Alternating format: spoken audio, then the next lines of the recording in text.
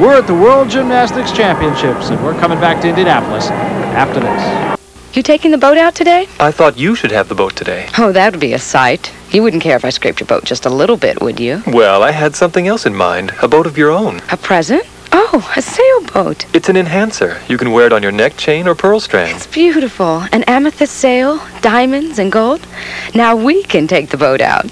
Out to the restaurant, out to a movie, out to the theater. I always knew she'd love sailing. Bradshaw and Hall Jewelers, Main Street Square, Graham. Call 226-0481.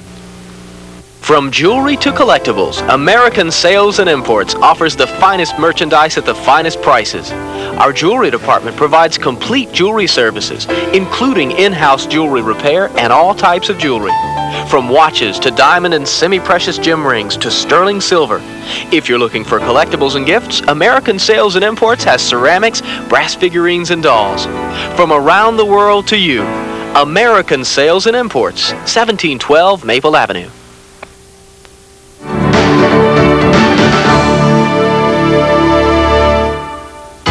Well, Bart and Kathy, there was news beyond the mats here in Indianapolis this week. South Africa appearing as an entity for the first time in more than 2 decades. They, of course, were banned from competition because of the political policies in South Africa, and that's true not only in gymnastics but in every international sport. Really good to see them back.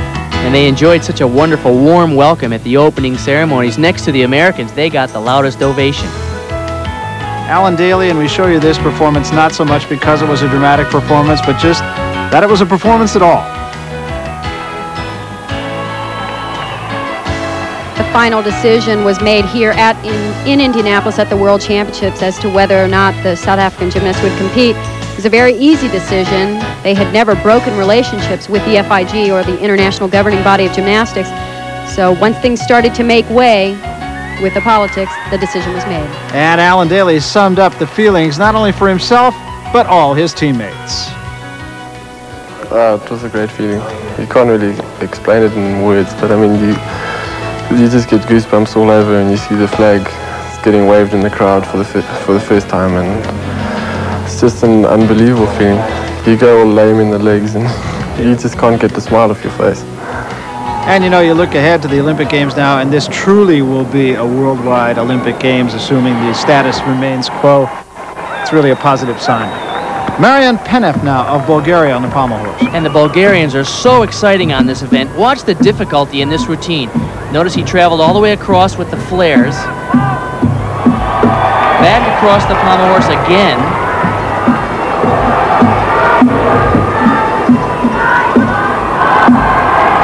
The scissors are just a little low. There's plenty of difficulty in there. And again, you heard the chanting going on while he was performing, and that is because, and we've said this a little bit earlier, but at the risk of belaboring a point, it's got to be very difficult to concentrate just because the crowd is not only reacting to you, but reacting to everything else around you. Exactly. There are 6 events all going on at the same time. Some gymnasts like it, actually, when there's a lot of activity. If it's quiet, sometimes it's more nerve-wracking. But look at the work and the elevation over the pommels as he travels all the way across the horse in the straddled or flared position. Now on the scissor work, notice his hips are just a little low, and he doesn't have complete extension. There will be slight form deductions there. But he cranks the dismount right up to a handstand with a pirouette. So we'll see how well that difficulty rewarded Marian Penev as he awaits his score. And there it is, 9.575 for Penev on the pommel horse. And the judges have been judging a little tight over there, and they're really watching those form deductions. You had the idea. I don't speak Bulgarian, but it sounded to me like he said right on. That wasn't too bad. And here's a look at Sylvester Cholani of Hungary. Watch this guy's strength work. From a cross, he pulled up to an inverted cross. He is really powerful on the rings. There's an original combination right up to a move called a Maltese cross. Down to another iron cross. You've seen at least 4 strength moves already. You get the impression he's in a little bit of a hurry, though. He doesn't seem to be holding all of the positions. Well, I have to think, too, that just this building gives these performers a little bit of a different look than they're used to. Remember, this is really a football stadium, that has been curtained off. It's a huge building, and there's a lot of ambiance in that building. As we look at Yuri Keki now, who we saw a moment ago, this time we see him on a high bar from Italy. What do you suppose the sense of the surroundings has to do with the competition here? Well, this facility is absolutely wonderful, but you're right, it is huge. And it is a little different when you're in an unusual lighting situation and when the ceiling is so high, because often you use the ceiling and the floor when you're spinning and flipping to catch the vision so you can spot the landings. It's a little difficult in a huge place like this. Yeah, I remember, by way of comparison, as we watched Keki complete his routine, when we were in Stuttgart for the last World Championships, a much more intimate gathering, as you look at the Italian fans who are really supporting their team, but a very different look in Stuttgart as there is here in Indianapolis. This is the American way, the big buildings. And the big event. You know, a funny story about Yuri, when we spoke to him at the European Cup in Brussels in June, we asked him what his favorite event was. He said the high bar, but he wasn't good at it. This is certainly his weakest event, but he does enjoy it. And he does a very nice job here, though. It's not quite as difficult as some of the top routines. There's a double layout dismount. Nice stretch, body position. And just a little hop on the landing. So Yuri Keki of Italy, many feel very much of an up-and-comer in this sport at 21 years old. Meanwhile, Sylvester Cholani, 9.725. We saw him on the rings a moment ago. And a look once again at Yuri Keki, and people, as you mentioned earlier in Italy, speaking very, very highly of this young man. There's no question, he's the best gymnast out of Italy in the last 25 years since the great Franco Menichelli. So he is looking for his score, the crowd is looking for his score, and so are we, and there it is, 9.725 for Yuri Keki. So we come to the end now of the 5th round. Still to come, the Soviet Union, Germany, and the United States. Man, last week my cold was so bad. I was coughing, my head pounded, my nose ran. I'm sure I even had a fever. My cough medicine just couldn't handle that kind of cold. They have this in the infirmary, Vicks Formula 44M, M for multi-symptom. You know, it's better than the leading brand because it's complete cold care and a cough medicine. Pretty soon my body was telling me, hey, slacker, get back to work. That's some medicine. Vicks Formula 44, a better type of relief. Today, TechTread Shoe Corporation announced a major retail expansion in 25 U.S. cities. When I see a company that looks like a good investment, I check it out myself. We make it easier to follow your own lead. At Charles Schwab, I can get quotes, financial news, and when I make a trade, commission savings. Always there to give you just the help you need. Help yourself at Schwab today.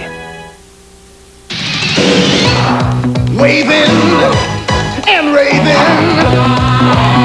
a Sunday night craving, high-fiving and crying, the coach is frying, Sunday night pig out, ESPN. Pig Out, Sunday night NFL on ESPN. America, let's pig out, ESPN.